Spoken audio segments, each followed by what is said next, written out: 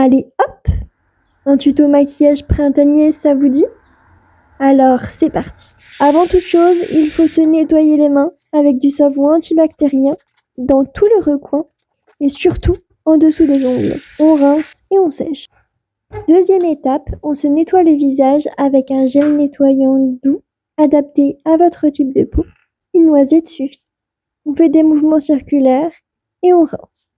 Puis on sèche en tapotant et non en frottant. Troisième étape, on vient vaporiser une eau florale pour hydrater et retirer le calcaire. Puis on sèche. Par contre, mon nœud me stresse, il n'est pas droit, donc je vais juste le replacer avant de continuer.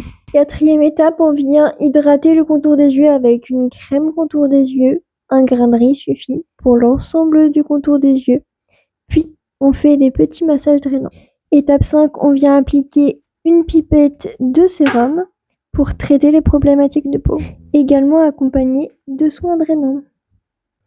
Sixième étape, on applique un baume à lèvres.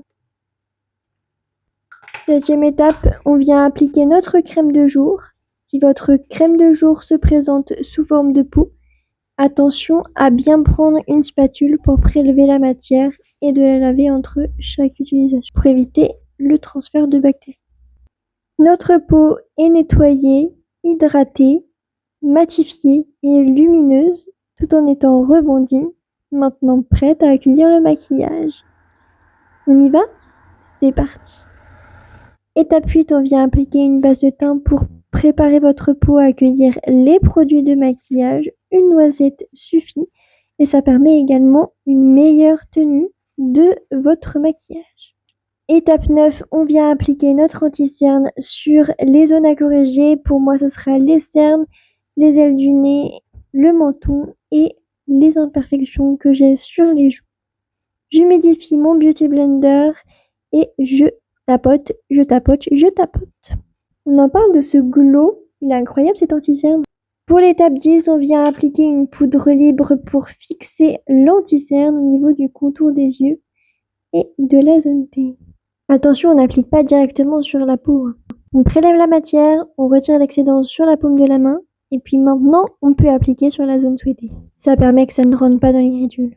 Étape 11, on vient poudrer le reste du teint avec une poudre compacte cette fois-ci. C'est idéal pour les peaux sèches. Et ça permet un résultat zéro défaut, tout lisse, avec un fini velouté. Et ça, on adore. Étape 12, on passe au bronzer. Une étape clé pour réchauffer votre teint et redonner de la vie. Pour le sculpter et lui donner une forme comme vous le souhaitez. Ça permet également de retirer les complexes que chacun et chacune peuvent avoir. Je viens, moi, pour ma part, faire le contouring de mon nez pour avoir un nez en trompette. Et évidemment, il n'y a pas de bronzer sans blush. Alors, pour l'étape 13, on va mettre la dose de blush en le fondant bien avec le bronzer. S'il y a des taches, ça veut dire que c'est pas assez fondu et donc il faut en rajouter. Je n'oublie pas le nez pour faire un effet coup de soleil. Pour cette étape 14, malheureusement, mon highlighter est cassé. Mais on va faire attention pour pas en mettre partout. Parce qu'aujourd'hui, j'aimerais avoir un maximum de glow parce qu'il fait beau. Alors, on n'y va pas de main morte.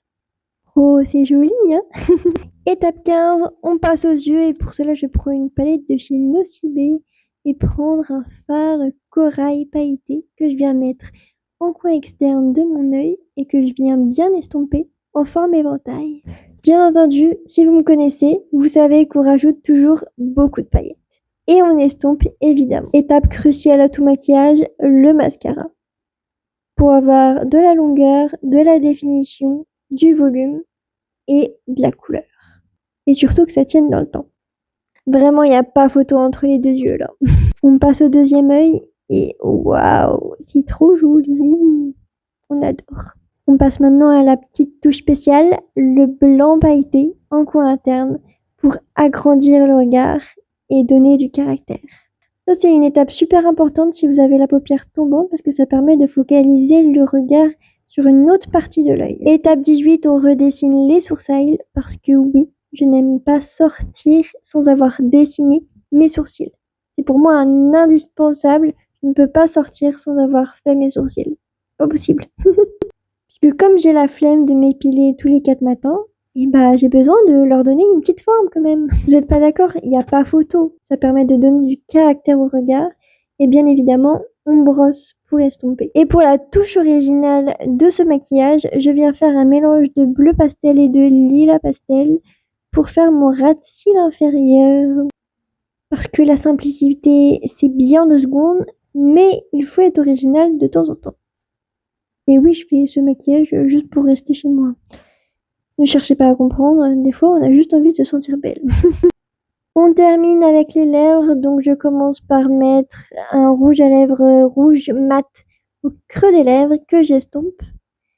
Puis après, je viens mettre une huile à lèvres de chez Avril sur l'entièreté de mes lèvres pour les nourrir et estomper le tout. Un résultat brillant, mais pas trop. J'ai fait une coiffure et mis des bijoux, et voilà le résultat. Bisous!